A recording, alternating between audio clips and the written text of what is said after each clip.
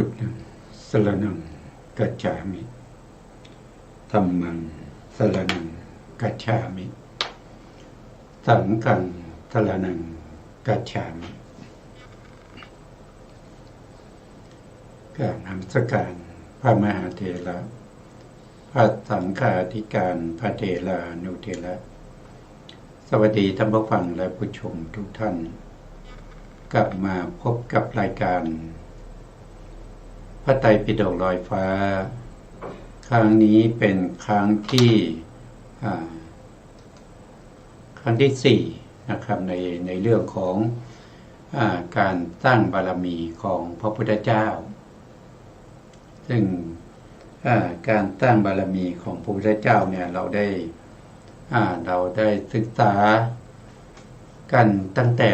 ในสมัยที่พระพุทธเจ้ายังเป็นพระโพธิสัตว์ได้ตั้งความปรารถนาจะเป็นพระพุทธเจ้าทางเขาเรียกว่าเป็นมโนปณิธิซึ่งมโนปณิธิเนี่ยก็คือหมายถึงว่าได้ตั้งความปรารถนาจะเป็นพระพุทธเจ้าไว้ในใจโดยไม่เอ่ยบอกคนอื่นซึ่งการตั้งมโนปณิธานเนี่ยก็จะมีอยู่สองอย่างด้วยกันนะครับหนึ่งก็คือการตั้งมโนปณิธานในใจนอกสำนักของพระพุทธเจ้าก็คือหมายถึงว่าการตั้งมโนปณิธานในสมัยที่ไม่มีพระพุทธเจ้าหรือในช่วงนั้นหรือในกลับนั้นนะครับพระโพธิสัตว์ไม่มีโอกาสที่จะได้พบพระพุทธเจ้าหรือไม่มีพระพุทธเจ้าในกลับนั้นจึงได้ตั้งมโนปณิธานเองโดยไม่ได้ตั้งต่อหน้าพระสัมมาสัมพุทธเจ้าเพราะในการตั้งมโนปณิธานแบบนี้เราก็จะเรียกว่าเป็นการตั้งมโนปณิธานโดยยังไม่สำเร็จเรายังไม่เรียกว่าเป็นมโนปณิธานได้โดยตรงแต่ถามว่าตั้งแล้วยังท่านตั้งแล้วท่านตั้งตั้งแต่สมัยไหนที่ท่านตั้งมโนปณิธานครั้งแรกนั้นก็คือได้แก่ตั้งแต่สมัยที่ท่านเป็นนายเรือหนุ่มคือในยุคในสมัยนั้นท่านได้อุบัติมาเป็นคนยากจนต้องหาเช้ากินค่ำมีอาชีพโดยหลักก็คือหาฟืนในป่าหรือหาของป่านะครับจะเป็นเห็ดจะเป็นพืชผักผลไม้ในป่านะครับแล้วก็ไปขายให้แก่ชนทั้งหลายในตลาดก็ดำเนินอาชีพนี้มานะครับดำเนินอาชีพนี้มาจนพ่อนะครับจนพ่อของพระโพธิสัตว์ก็ได้ตายไปท่านก็ยังประกอบอาชีพอย่างนี้อยู่นะครับเพราะว่าไม่มีอาชีพอย่างอื่นนะอยู่มาวันหนึ่งนะครับก็ไปตามปกติก็ไปหาของป่าเหมือนเดิมนะครับแต่วันนั้นเกิดความเหนื่อยก็หลับไปตื่นมาอีกทีหนึ่งก็มานึกถึงชีวิตของตัวเองนะครับว่าตัวเองเกิดมายากจนนะครับถ้าเรายังจะทำอาชีพนี้ต่อไปการเลี้ยงดูมารดานะครับก็จะยากลำบากเราต้องหาอาชีพอื่นหรือหางานอื่นทำนะเพื่อให้ได้ทรัพย์มากกว่านี้นะเพื่อจะเลี้ยงมารดาก็เห็นนายเรือนะครับเห็นนายเรือที่เข้าไปค้าขายในต่างประเทศกันนะ เห็นอย่างนั้นแล้วก็ว่าโอ้ถ้าเราไปสมัครเป็นคนงานนะสมัครเป็นคนงานของในเรือเราก็คงจะได้เราก็คงจะได้เราก็คงจะได้ได้เงินได้ทองนะครับมากกว่าที่เราจะไปหาฟืนไปขายนะก็เลยไปสมัครงานกับในเจ้าของเรือเจ้าของเรือเห็นว่าหนุ่มคนนี้รูปร่างดีหน้าตาดีมีสัมมาคารวะพูดจาไพเราะอ่อนหวานก็เลยรับไว้นะครับก็เลยรับไว้ก็ทำงานอยู่กับในเรือมาพักหนึ่งนะครับในเรือก็จะไปค้าขายสุวรรณภูมิไปค้าขายสุวรรณภูมิก็ให้มนพนี้แหละนะครับเป็นกัปตันเรือดูแลเรือไปนะครับท่านก็ขออนุญาตว่าเรามีแม่แก่ชราแล้วนะเราจะเอาไปด้วยนะในเรือก็บอกว่าได้เอามาเลยนะเราเอาไปด้วยกันนะก็เอาไปด้วยกัน เพราะว่าเห็นว่าเป็นคนดีมีความรับผิดชอบนะครับเป็นคนที่ไม่เกะกะนะไม่เกเรเกะกะนะก็เลยเอามารดาให้อนุญาตให้เอามารดาไปด้วยนะพอมารดาไปด้วยเนี่ยเจ้าของเรือนี่ก็ดูแลนะครับก็ดูแลบรรดาของพระโพธิสัตว์ว่าเป็นเสมือนเป็นอะไรเป็นญาติผู้ใหญ่นะครับ เมื่อเรือออกไปได้ระยะหนึ่งนะครับก็เกิดมีลมแรงมีฝนตกหนักนะครับเรือก็ล่มเรือล่มพระโพธิสัตว์ก็เอามารดาไว้ข้างหลังแล้วก็ว่ายน้ำเข้าหาฝั่งจริงๆอันนี้เราได้พูดไปแล้วนะครับก็ในครั้งนั้นนะครับมีผมในชั้นสุทธาวาสนะครับได้พิจารณาถึงว่าพระอริยบุคคลในชั้นสุทธาวาสที่เป็นพระอนาคามีนี้ก็นับวันจะปรินิพพานกันไปใกล้จะหมดแล้วนะครับก็ไม่มีพระอนาคามีมาเกิดในสุทธาวาสนะครับเพราะเป็นยุคเป็นสมัยที่ไม่มีพระพุทธศาสนาเมื่อคิดอย่างนั้นก็ว่าจะทำยังไงนะว่าเว้นจากพระพุทธศาสนานี้ก็มานานแล้วนะจะทำยังไงนะก็เห็นนะก็พิจารณาแล้วก็เห็นในมานพหนุ่มนะครับที่เอาแม่ไว้ข้างหลังแล้วก็ว่ายข้ามมหาสมุทรเห็นอย่างนั้นก็ว่าคนนี้มีจิตใจกล้าแข็งมีความเพียรน่าจะสร้างบารมีเพื่อความเป็นพระพุทธเจ้าได้นะก็โดนบันดาลให้แก่ในเรือในเรือหนุ่มนี้นะครับให้ตั้งความปรารถนาเป็นพระพุทธเจ้าอันนี้ก็เป็นครั้งแรกที่พระโพธิสัตว์ของเรานะครับเมื่อหลังจากที่ว่ายน้ำข้ามมหาสมุทรนะครับเข้าถึงฝั่งแล้วนะก็เลี้ยงดูมารดาจนตลอดชีวิตนะเมื่อพระโพธิสัตว์นะครับพามารดาเข้าสู่ฝั่งได้แล้วนะท่านก็ตั้งมโนปณิธานนะครับว่าด้วยบุญที่ได้ประกอบมานะครับมีการแบกมารดาว่ายน้ำข้ามมหาสมุทรจนเข้าถึงฝั่งจงเป็นพลวะปัจจัยให้ได้ตรัสรู้เป็นพระพุทธเจ้าในอนาคตข้างหน้าเพราะว่าการเวียนว่ายตายเกิดเนี่ยมันเป็นทุกข์นะครับเกิดบ่อยๆมันเป็นทุกข์นะครับเกิดมา เราก็ไม่รู้ว่าเราจะได้เกิดเป็นมนุษย์ทุกภพทุกชาติหรือเปล่านะครับเราเกิดมาเป็นมนุษย์แล้วยังมาเป็นคนยากจนหาเช้ากินค่ำนะครับเป็นยาจกนะครับอยากกันนั้นเลยนะเราก็จะเป็นพระพุทธเจ้านะครับแล้วก็เห็นว่าบุคคลอื่นนะครับที่เวียนว่ายตายเกิดทั้งหลายก็เหมือนกับเรา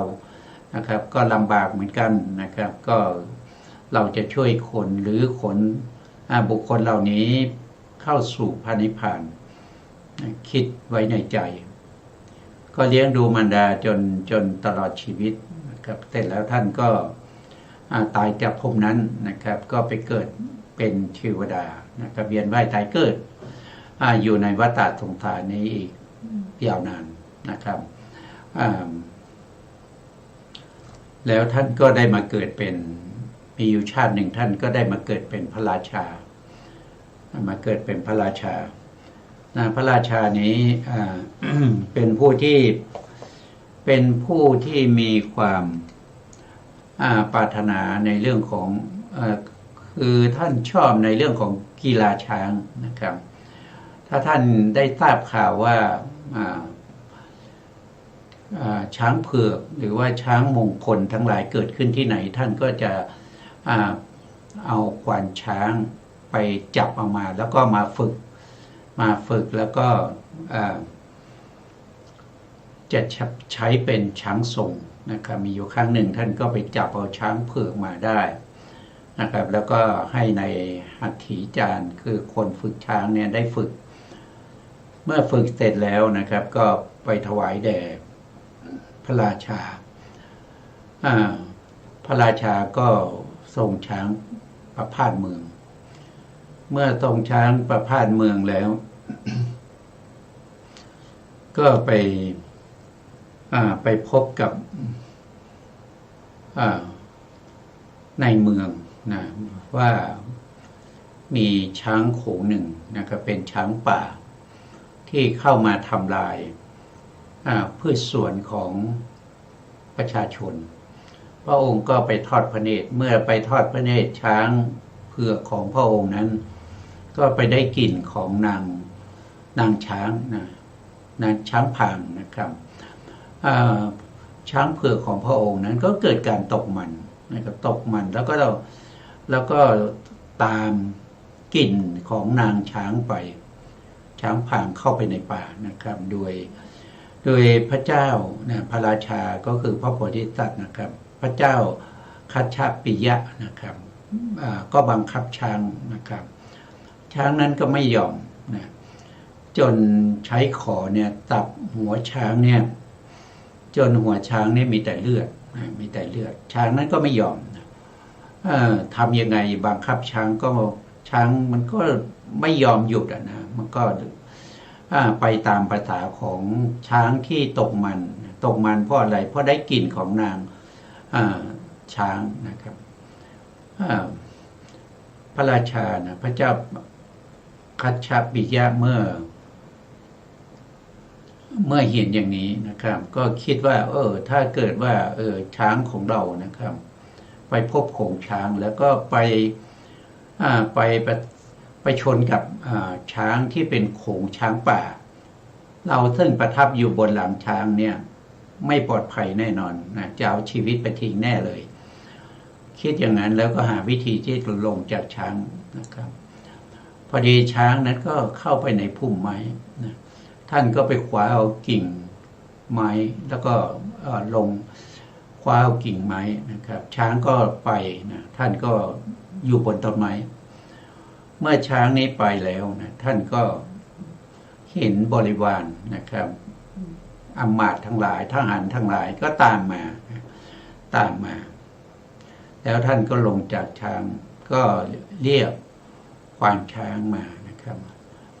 ท่านมีความประสงค์จะปลงพระชนของเราหรือนะครับโดยการฝึกช้างแบบนี้ยังเราเก็บจะเอาชีวิตไปทิ้งแต่แล้วในควานช้างก็บอกว่าเราข้าพระองค์ฝึกช้างดีแล้วนะช้างนี้นะครับที่เป็นอย่างนี้ก็เพราะว่ามันได้กลิ่น นางช้างนะครับหรือช้างพายนะก็จะเกิดการตกมันเกิดการตกมันรับรองว่าช้างเผือกนี้เมื่อได้สมความปรารถนาไปทับนางช้างเสร็จแล้วก็จะกลับมานะก็จะกลับมาพระราชาก็คาดโทษว่าถ้าไม่กลับมาเนี่ยเราจะลงโทษเจ้านะเมื่อผ่านไปได้สัก2-3 วันนะช้างเผือกก็กลับมาจริงๆพอกลับมาแล้วนะครับในควานช้างก็ทูลพระเจ้าคัชชะปิยะนะครับว่าช้างกลับมาแล้วพระราชาก็ไปทอดพระเนตรดูช้าง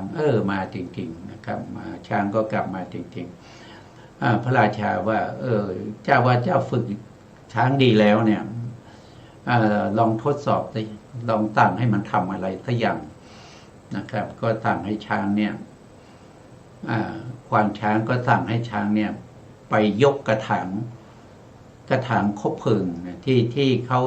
สุมไฟเอาไว้นะกระถางคบเพลิงเนี่ยมันร้อนมันร้อนช้างนั้นก็ไปยกนะครับโดยไม่เกรงกลัวต่อความร้อนเลยนะสามารถที่จะยกขึ้นยกลงได้นะครับพระราชาเห็นอย่างนั้นนะครับพระราชาก็ว่าก็ถามควานช้างมันทำไมเป็นอย่างนั้นควานช้างก็บอกว่ามันเกิดจากราคะนะราคะที่ติดในช้างพังนะครับพระราชาได้ยินอย่างนั้นนะครับก็เกิดความสลดใจพอเกิดความสลดใจนะครับว่ากิเลสตัณหาราคะนี่มันรุนแรงถึงขนาดนี้หัวช้างที่เราใช้ขอสับเนี่ยเต็มไปด้วยเลือดมันก็ยังไม่ยอมนะครับมันก็ยังไม่ยอมยังเป็นตกเป็นทาสของราคะเมื่อคิดอย่างนั้นคิดทบทวนอย่างนั้นดีแล้วพระราชาก็สละราชสมบัติออกบวชนะเมื่อสละราชสมบัติออกบวชนะครับท่านก็ประพฤติปฏิบัตินะครับในเรื่องของสมาธินะครับคือในยุคสมัยที่ไม่มีคำสั่งสอนของพระพุทธเจ้าเนี่ยก็ไม่มีใครที่จะทราบในเรื่องของการเจริญวิปัสสนาเพื่อความหลุดพ้นมีแต่พวกฤาษีชีไพรหรือพวกที่เป็นฤาษีที่มีสัมมาทิฏฐินะที่เชื่อในเรื่องของกรรมและผลของกรรมท่านก็สามารถที่จะทำกสิณนะครับทำกสิณทำฌานนะครับให้ได้ถึงให้ได้คือสูงสุดเนี่ยได้ถึงอรูปฌานนะครับได้ถึงเนวสัญญานาสัญญายตนะนะพระราชาท่านก็ไปบวชนะบวชเป็นฤาษีนะครับสมัยนั้นไม่มีพระพุทธศาสนาก็ไปทำสมาธินะครับอยู่ในป่านะครับจนได้ฌานก็ตายจากนั้นก็ไปเกิดเป็นพรหมเกิดเป็นพรหม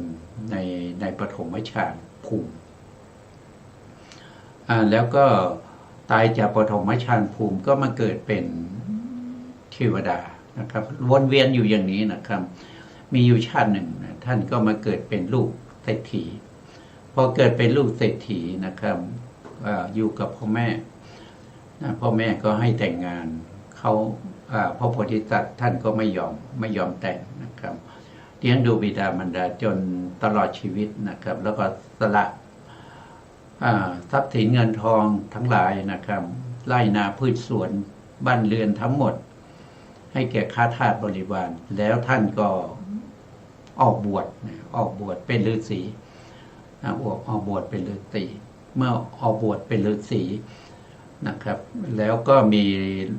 ลูกศิษย์ลูกหาจำนวนมากนะครับมาบวชด้วยนะอยู่มาครั้งหนึ่งท่านก็เข้าไปในป่าเพื่อจะไปหาผลไม้นะผลไม้รากไม้อะไรที่เป็นอาหารได้นะก็ไปแสวงหาแล้วก็ไปเจอกับเสือที่คลอดลูกใหม่ไปเห็นเสือที่คลอดลูกใหม่นะครับคือท่านอยู่บนเขาแล้วก็เสือนั้นอยู่ข้างล่างท่านเห็นอย่างนั้นท่านเห็นอย่างนั้น ท่านก็พิจารณาดูแม่เสือเนี่ยคลอดลูกมาได้หลายวัน แล้วก็ผอมโซนะครับแล้วเสือนี้มันก็ทำท่าจะกินลูกของมันนะเพราะว่าไม่ได้กินอาหารมาหลายวันแล้วนะก็มีความหิวก็จะกินลูกนะพระโพธิสัตว์เห็นอย่างนั้นนะครับก็ให้ลูกศิษย์ไปหาซากสัตว์นะซากสัตว์ทั้งหลายนะที่ตายแล้วที่มีอยู่นะครับก็จะเอามาให้เสือกินลูกศิษย์ลูกหาก็ไปหามันหาไม่ได้นะครับบริเวณนั้นมันไม่มีอาหารไม่มีสัตว์นะครับไม่มีสัตว์ที่จะพอจะเป็นอาหารของเสือได้นะครับไปนานแล้วก็ยังไม่กลับนะเพราะพระโพธิสัตว์เห็นเสือมันได้กินลูกก็เลยสละชีวิตนะสละชีวิตสละชีวิตให้เป็นอาหารแก่เสือแล้วก็ตั้งความปรารถนาว่าด้วยบุญอันนี้นะครับขอให้ได้ตรัสรู้เป็นพระพุทธเจ้านะครับอันนี้ก็เป็นการตั้งมโนปณิธานเป็นครั้งที่3นะครับเมื่อกี้ครั้งที่2ไม่ได้พูดนะครั้งที่2ก็คือในสมัยที่ท่านเป็นพระราชานะครับเป็นพระเจ้าคัชชาปิละคัชชาปิยะนะครับท่านเป็นผู้ที่ชอบในเรื่องของกีฬาช้างที่ได้พูดไปท่านออกบวชนะครับท่านตั้งความปรารถนาจะเป็นพระพุทธเจ้านะครับเมื่อได้ทราบว่ากิเลสราคะเนี่ยมันร้อนรนมากนะครับแล้วก็ทำให้สัตว์ทั้งหลายเนี่ยเป็นทุกข์เวียนว่ายตายเกิดอยู่ในวัฏสงสารนะครับก็เลยตั้งความปรารถนาว่าจะเป็นพระพุทธเจ้าแล้วก็จะช่วยให้ผู้อื่นเนี่ยพ้นจากกิเลสตัณหาราคะทั้งหลายอันนั้นเป็นครั้งที่2นะตั้งมโนปณิธานแต่ไม่ได้อยู่ในสำนักของพระพุทธเจ้าในยุคในสมัยนั้นไม่มีพระพุทธเจ้านะครับก็เลยเป็นมโนปณิธานนอกสำนักพระพุทธเจ้านะแล้วก็ในสมัยที่เป็นฤาษีสละชีวิตเพื่อเสืออันนี้ท่านก็ตั้งมโนปณิธานเหมือนกันนะครับท่านเห็นว่าการเวียนว่ายตายเกิดเนี่ยมันทุกข์ยากนะแม้กระทั่งเป็นเสือเป็นแม่ยังจะกินลูกนะครับเพราะฉะนั้นเราอย่ากันนั้นเลยนะครับเราขอให้เราเนี่ยได้เป็นพระพุทธเจ้าแล้วก็จะช่วยเหลือสัตว์ทั้งหลายให้พ้นจากวัฏสงสารนี่เป็นการตั้งมโนปณิธานครั้งที่3ที่เราอันนี้จริงๆเราก็ได้พูดไปแล้วนะครับพูดไปแล้วก็ไม่เป็นไรฟังบ่อยๆมันก็จะฟังบ่อยๆก็จะเกิดศรัทธานะครับถ้าไม่เกิดศรัทธาก็เราก็ระลึกถึงว่าพระพุทธเจ้าของเราเนี่ยนะครับไม่ใช่ว่าได้ความเป็นพระพุทธเจ้ามาได้อย่างง่ายดายนะต้องเสียสละชีวิตนะครับต้องเสียสละอวัยวะต้องเสียสละทรัพย์สินเงินทองนะครับพืชไร่บ้านสวนนะครับเป็นพระราชายังต้องสละราชสมบัตินะครับออกบวชนะเพื่อแสวงหาหนทางนะครับเพื่อหลุดพ้นจากการเวียนว่ายตายเกิด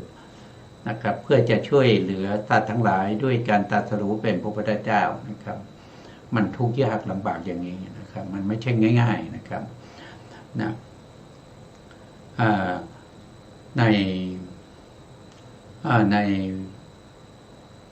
นพุทธวงศ์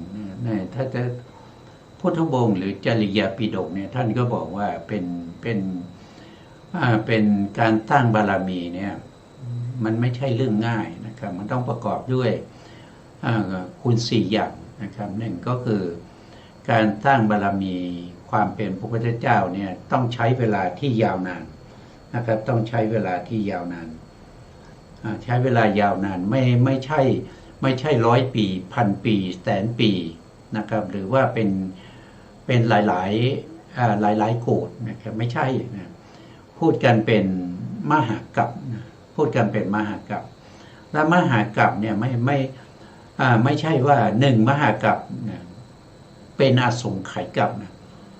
อย่างพระพุทธเจ้าของเราเนี่ยนะครับเป็นประเภทที่เป็นปัญญาธิกะเป็น เป็นประเภทที่สร้างบารมีน้อยที่สุดในพระพุทธเจ้า3ประเภทนะคือพระพุทธเจ้าสถาธิกะนะครับนี่เป็นประเภทที่2นะใช้เวลาสร้างบารมีมากกว่า1เท่าตัวของปัญญาธิกะส่วนจะเป็นเท่าไหร่เดี๋ยวก็คงจะพูดกันต่อไปนะแล้วก็ประเภทที่3ก็คือเป็นประเภทที่เรียกว่าเป็นวิริยาธิกะอันนี้ก็จะใช้เวลาในการสร้างบารมีเป็น2เท่าของสถาธิกะเพราะฉะนั้นการสร้างบารมีต้องสร้างด้วยระยะเวลาที่ยาวนานหนึ่งก็คือต้องทำด้วยความเพียรวิริยะอุตสาหะนะครับเป็นระยะเวลายาวนานอันที่2เนี่ยท่านบอกว่าการสร้างบารมีนะทำได้ยากยิ่งนะครับยากยิ่งไม่ใช่ง่ายๆนะครับการอย่างเช่นว่ายน้ำข้ามมหาสมุทรอย่างเงี้ยนะครับหรือว่าต้องเสียสละชีวิตนะต้องออกบวชนะทุกยากนะครับทุกยากหนึ่งคือยาวนานเป็นหลายๆอสงไขยนะครับสองก็คือยากลำบากนะครับเหมือนยากลำบากยังไงนะครับก็เหมือนกับท่านบอกว่าถ้าสมมติว่าความเป็นพระพุทธเจ้าเนี่ยมีอยู่ในมหาเวชีนรกนะผู้ที่จะได้เป็นพระพุทธเจ้าก็ต้องลงไปนะครับต้องลงไปเพื่อจะคว้าเอาสิ่งที่ประกาศตนว่าเป็นพระพุทธเจ้านะครับถึงจะต้องทนทุกข์ทรมานอยู่ในมหาเวจีนรกนั่นยาวนานเป็นอาสงไขยกับ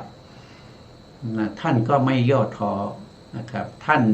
สามารถที่จะอดทนต่อความยากลำบากในมหาเวจีนรกเพื่อความเป็นพระพุทธเจ้าอันนี้ก็ทุกข์ยากนะครับแล้วยังต้องว่ายน้ำข้ามมหาสมุทรยาวนานนะครับ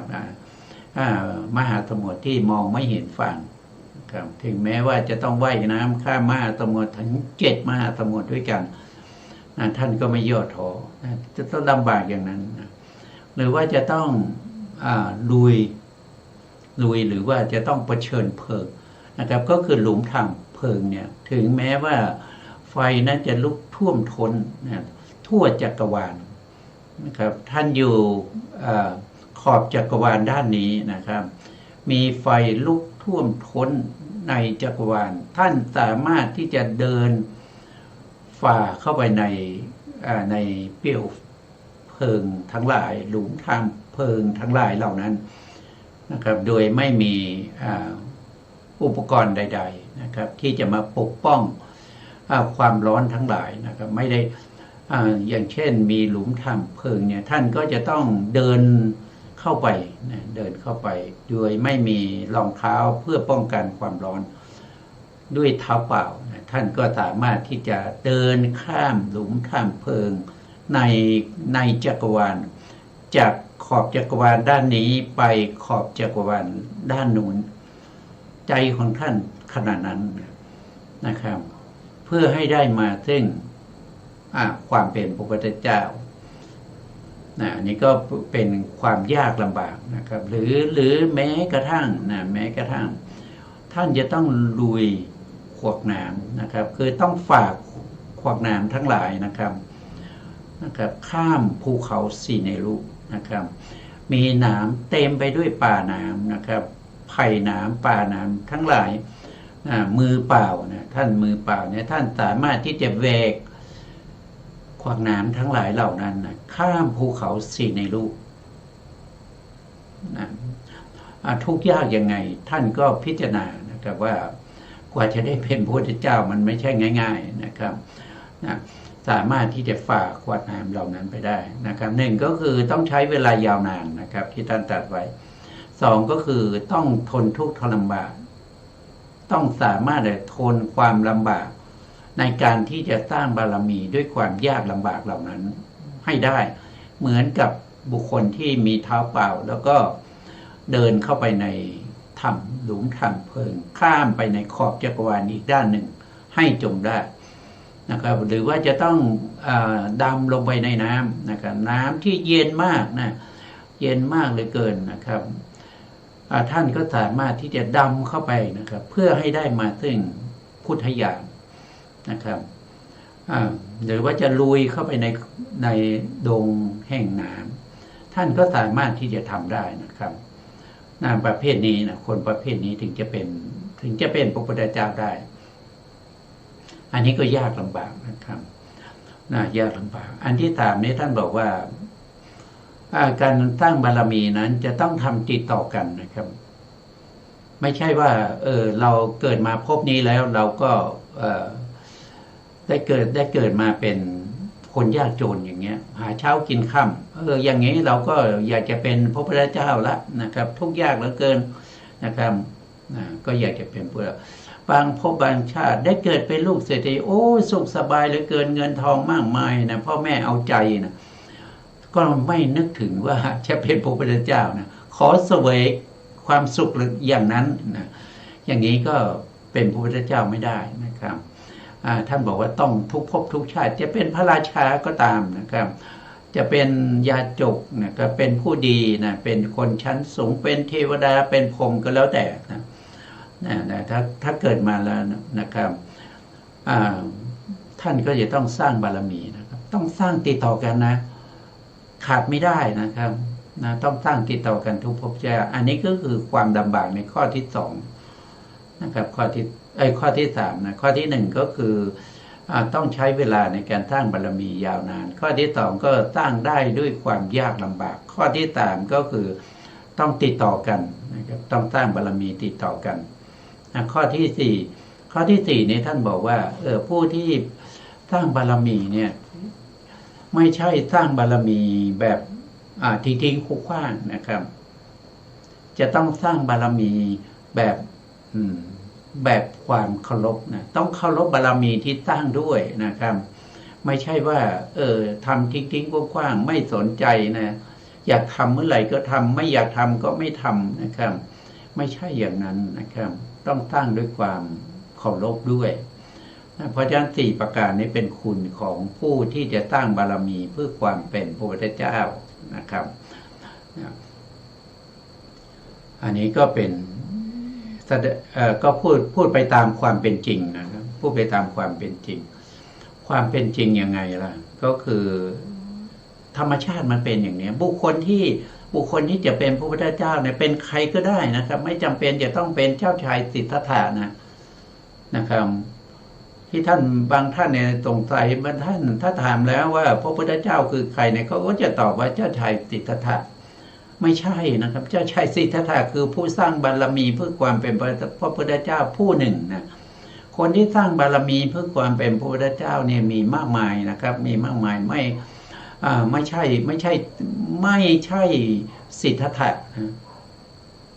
นะครับไม่ใช่สิทธัตถะนะสิทธัตถะเป็นแค่เป็นพูดไปแล้วก็เป็นแค่ชาติหนึ่งเท่านั้นนะเป็นแค่ชาติหนึ่งนะครับเป็นชาติสุดท้าย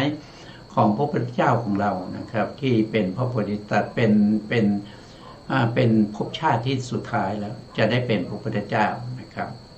เพราะฉะนั้นเจ้าชายสิทธัตถะนี้ยังไม่ได้เป็นพระพุทธเจ้ายังไม่ได้ตรัสรู้นะไม่ใช่พระพุทธเจ้านะครับผู้ที่ตรัสรู้เท่านั้นนะตรัสรู้อะไรก็คือตรัสรู้อริยสัจสี่นะครับที่ได้บอกไปว่ามีอยู่สองในก็คือตรัสรู้โดยในพระสูตรพระวินัยเนี่ยท่านก็พูดถึงว่าตรัสรู้ธรรมที่ควรรู้ยิ่งนะครับตรัสรู้ธรรมที่ควรรู้ยิ่ง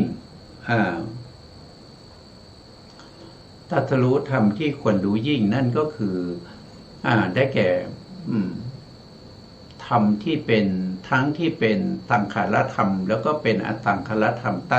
ตรัสรู้ยิ่งด้วยอะไรรู้ยิ่งด้วยวิเศษลักษณะ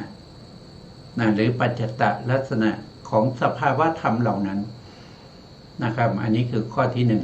ที่ท่านตรัสรู้อันที่สองท่านบอกว่าตรัสรู้ปริญญยธรรม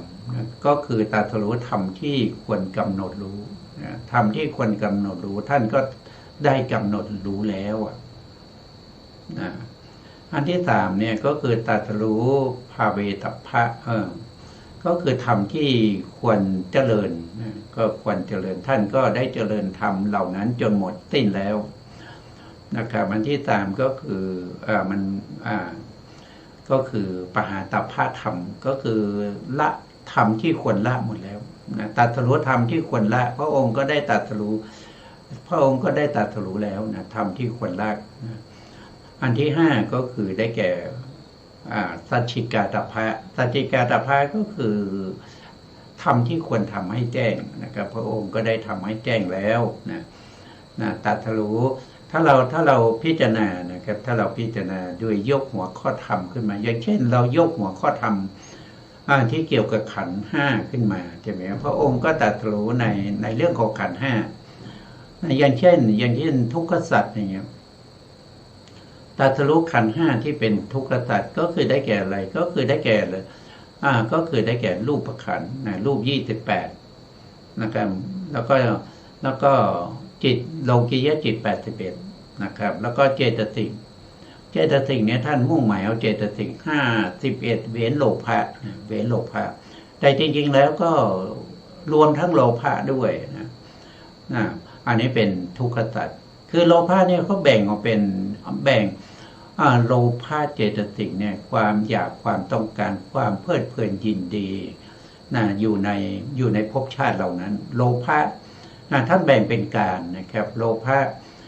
ภะที่เป็นอดีตเนี่ยนะครับเขาถือว่าเป็นสมุทัยนะครับเป็นสมุทัยที่ทำให้เกิดขันธ์ห้าในปัจจุบันนี้แต่โลภะในปัจจุบันเนี่ยท่านถือว่าเป็นทุกขสัจนะท่านถือว่าเป็นทุกขสัจแล้วก็ถ้าเราพูดว่าถ้าโลภะในปัจจุบันนี้น่าจะเป็นสมุทัยได้ก็คือเป็นสมุทัยที่จะให้เกิดขันธ์ห้าในภพต่อไป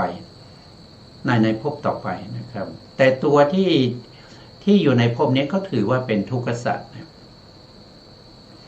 เพราะโลภะนี่ก็พิเศษในเจตสิก52เนี่ยเป็นทั้งเหตุให้เกิดทุกข์แล้วก็ตัวเองก็เป็นทุกข์ด้วยนะครับตัวเองก็เป็นทุกข์ด้วยเหตุที่ทำให้เกิดทุกข์ในปัจจุบันนี้ก็คือโลภะในภพที่แล้วในภพก่อนที่เราเวียนว่ายตายเกิดมานะครับให้เราต้องมามีวิบากและก็กรรมชรูปนะครับที่ไปรองรับความทุกข์ทั้งหลายแล้วก็โลภะที่เกิดขึ้นในปัจจุบันก็จะเป็นเหตุก็จะเป็นเหตุเป็นสมุทัยให้เราต้องไปมีกรรมชรูปแล้วก็วิบากในภพหน้าก็คือมีอะไรก็คือมีรูปก็คือมีตามีหูมีจมูกมีลิ้นแล้วก็มีใจนะครับอันนี้ก็ไปรองรับความทุกข์รองรับผลของกรรมทั้งหลายที่จะส่งผลมาอันนี้ก็เป็นอะไรก็เป็นทุกขสัจ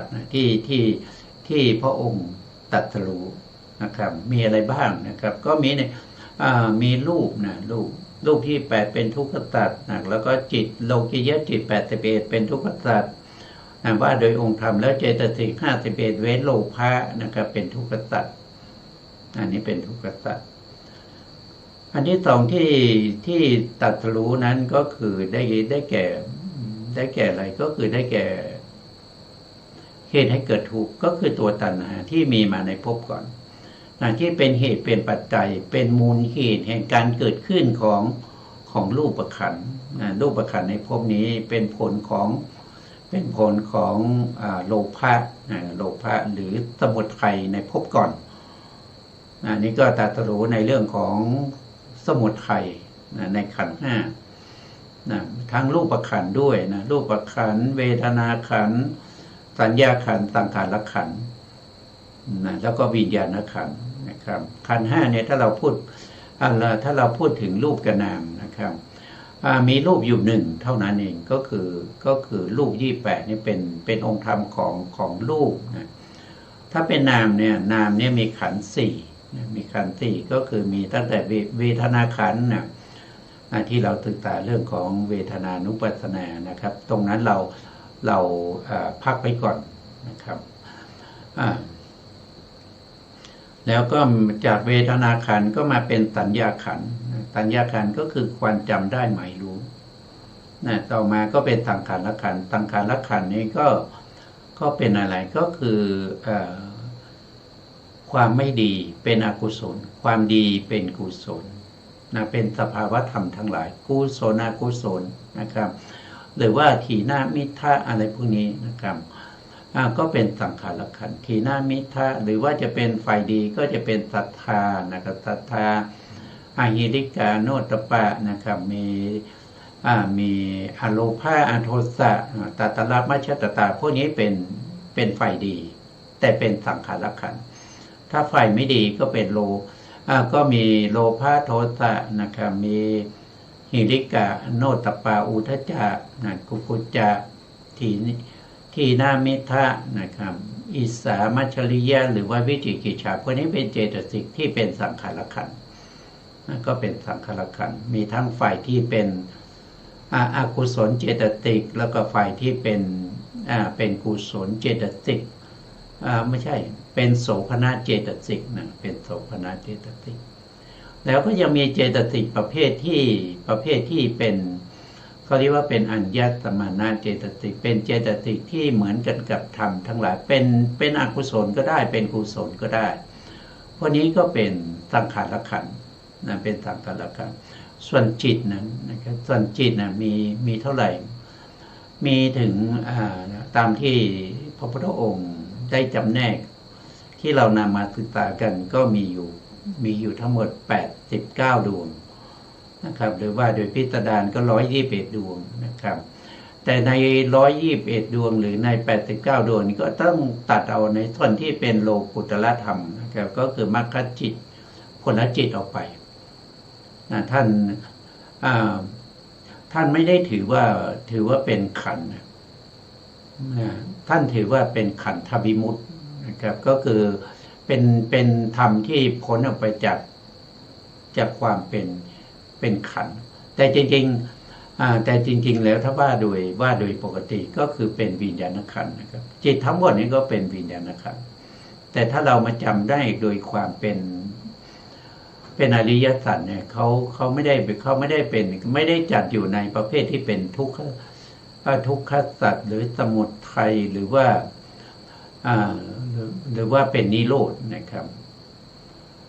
แล้วก็ไม่ได้จัดอยู่ว่าเป็นมรรคด้วยนะครับจิตคนนี้เขาจัดว่าเป็น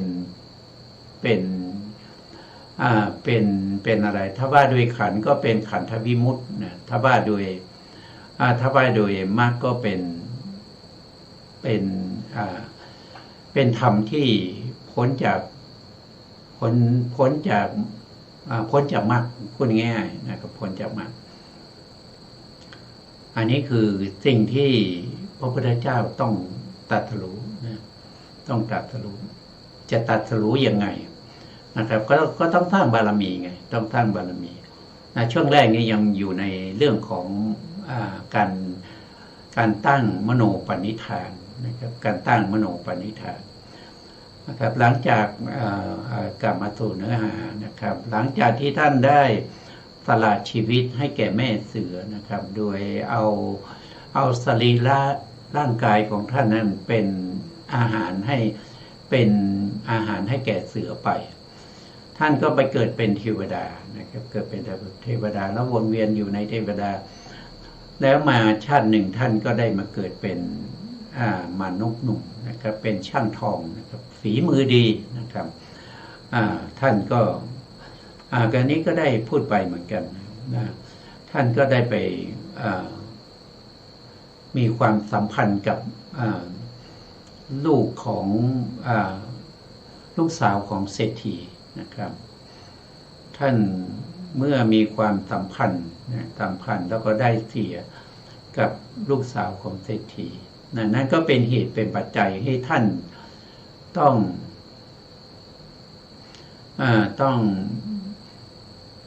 งผิดอะไรก็คือผิดศีลข้อที่3ข้อที่3ก็คือกาเมนะครับเพราะว่า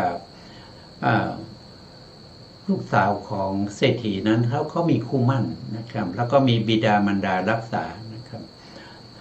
ก็ผิดศีลก็ตายจากภพนั้นก็ไปเกิดในนรกนะครับก็วงเวียนอยู่ในนรก ยาวนานนะอยู่ในนรกจากนรกขุมนั้นไปขุมนั้นนรกนะครับก็มีมากนะครับมีมากกว่า200 กว่าขุมนะครับก็เวียนว่ายตายเกิดในนั้นแล้วก็มาเกิดเป็นเดรัจฉานพอมาเกิดเป็นเดรัจฉานก็ถูกตัดอวัยวะเพศบ้างนะครับถูกทุบอวัยวะเพศบ้างนะครับมีโรคเป็นโรคเกี่ยวกับอวัยวะเพศนะครับอันนี้ก็คือผลของการที่ไปผิดกาเมมานะครับแล้วก็ได้มาเกิดเป็นลาเกิดเป็นโคเกิดเป็นเดรัจฉานเกิดเป็นเพศอะไรมากมายหลายภพหลายชาติแล้วก็ได้มาเกิดเป็นผู้หญิงนะครับเป็นอะไรเป็นเจ้าหญิงเขาเรียกว่าเป็นราชบุตรีราชบุตรีเนี่ยเป็นน้องของพระพุทธเจ้านะในยุคในสมัยนั้นนะครับพระราชาเนี่ยท่านมีลูกชายนะครับลูกชายก็ออกบวชแล้วก็ได้เป็นพระพุทธเจ้าแม่มเหสีก็ตายจากไปตั้งแต่เจ้าชายคลอดมาได้เท่าไหร่7 วันนะครับ7 วันแม่ก็เสียนะครับแล้วพระราชาก็แต่งงานใหม่แต่งงานใหม่ก็ได้ราชธิดามาเป็นผู้หญิงนะครับซึ่งมีฐานะเป็นน้องของเจ้าชายออกบวชก็เป็นพระพุทธเจ้านะครับเป็นพระพุทธเจ้าเพราะฉะนั้นเจ้าหญิงนี้ก็มีฐานะเป็นน้องสาวของพระพุทธเจ้านะพระพุทธเจ้าพระองค์นั้นท่านมีพระนามว่านะครับพระนามว่าบูรณะทีปังกรนะครับตรงนี้บูรณะทีปังกรนะครับเมื่อพระพุทธเจ้าได้ตรัสรู้แล้วนะครับพระพุทธเจ้าก็ได้ดำเนินไปป่าอิสิปตนะเพื่อจะไปแสดงธรรมเพื่อจะไปแสดงธรรมที่นั่นเมื่อไปแสดงธรรมแล้วก็ประกาศพระศาสนานะครับก็มีบุคคลที่ออกบวชนะครับตามเสด็จพระพุทธองค์ไปมากมายจนมาถึงตอนตรัสรู้เนี่ยเป็นเดือน6ใช่ไหมครับเดือน6แล้วก็มาแสดงธรรมครั้งแรกเนี่ยก็เป็นธรรมจักรนี้พระองค์ก็แสดงในเดือน8ในเดือน8หลังจากนั้นก็มาเป็นปีใหม่นะพอเดือน3เนี่ยพระพุทธองค์ก็แสดงโอวาปาติโมกข์นะครับคือพระพุทธเจ้าทุกพระองค์ก็ต้องเป็นอย่างนี้มันเป็นธรรมเนียมนะทุกพระองค์ก็จะเป็นอย่างนี้เมื่อตรัสรู้แล้วก็พักอยู่ที่บริเวณที่ตรัสรู้หรือใกล้ๆกับต้นโพที่พระพุทธองค์นั่งตรัสรู้อยู่ประมาณ45 วันนะครับหรือว่า7 สัปดาห์นะครับแล้วหลังจากนั้นก็เสด็จไปที่ป่าอิสิปตนะเพื่อจะแสดงธรรมจักรกัปปวัตตนสูตรนะครับในช่วงที่กำลังจะแสดงธรรมจักรกัปปวัตตนสูตรนั้นนะครับก็มีพระภิกษุรูปหนึ่งนะครับพระภิกษุรูปหนึ่งท่านก็มาแสวงหาน้ำมันนะครับทำไมต้องแสวงหาน้ำมันก็เพราะว่าท่านจะเอาน้ำมันนะครับเอาน้ำมันนั้นไปเติมประทีปเพื่อจะส่องสว่างให้แก่พระภิกษุทั้งหลายที่มาประชุมกันณที่นั้นเพื่อจะเป็นวันมาฆบูชาตอนนั้นที่พระพุทธองค์แสดงโอวาทปาติโมกข์ภิกษุก็ไม่ได้นัดหมายกันนะครับก็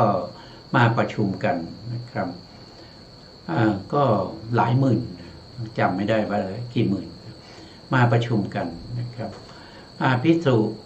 ปุถุชนรูปหนึ่ง นะครับก็ไปบิณฑบาตเพื่อเอาน้ำมันไปไปใส่คบเพลิงแล้วก็จะจุดคบเพลิงนะครับแล้วก็ถวายแด่พระภิกษุทั้งหลายถวายแด่พระพุทธเจ้าด้วยนะครับท่านก็ไปแสวงหาน้ำมันพอไปแสวงหาน้ำมันเนี่ยราชบุตรีนะครับซึ่งเป็นน้องสาวของพระพุทธเจ้านะครับเป็นเจ้าหญิงอยู่บนปราสาทเห็นพระภิกษุมาบิณฑบาตตอนเย็นก็เลยว่าพระภิกษุเขาต้องการอะไรเขาต้องการอะไรมาบิณฑบาตตอนเย็นอย่างนี้นะครับไม่ได้อยู่ในช่วงเช้าก็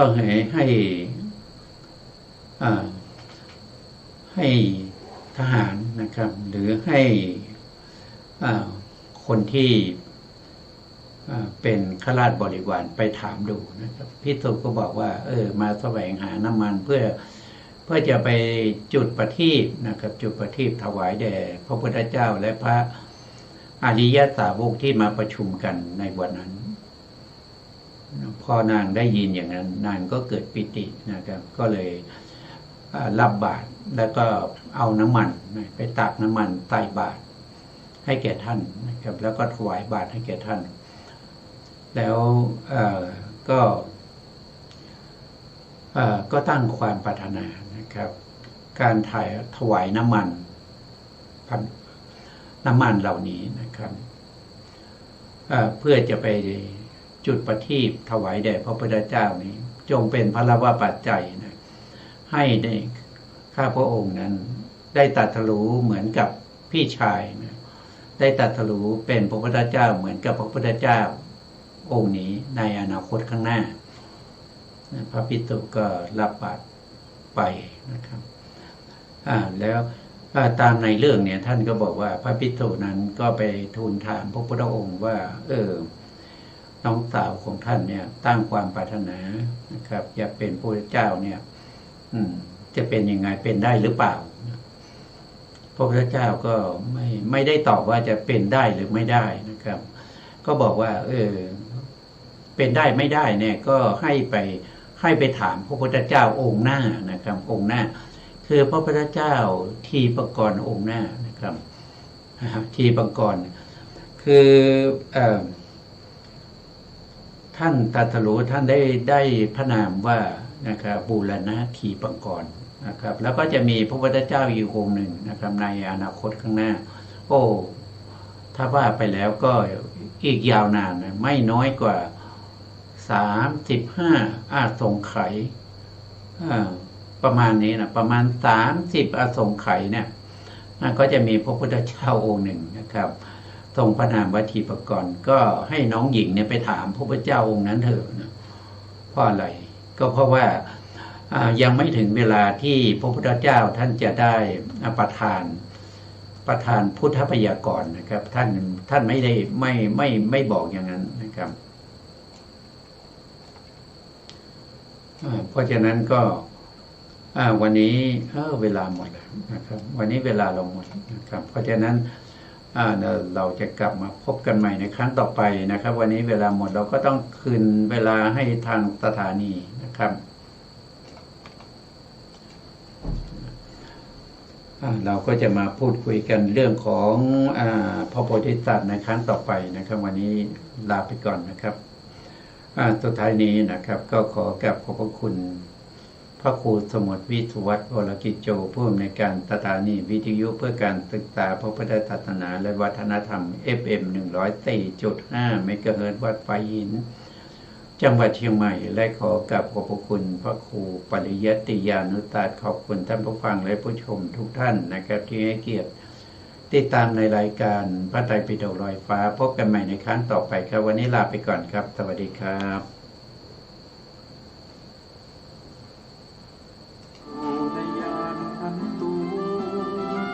รู้แจ้งแจ่มชัดการเปลี่ยนแปลงยิ่งนักกฎพระไตรลักษณ์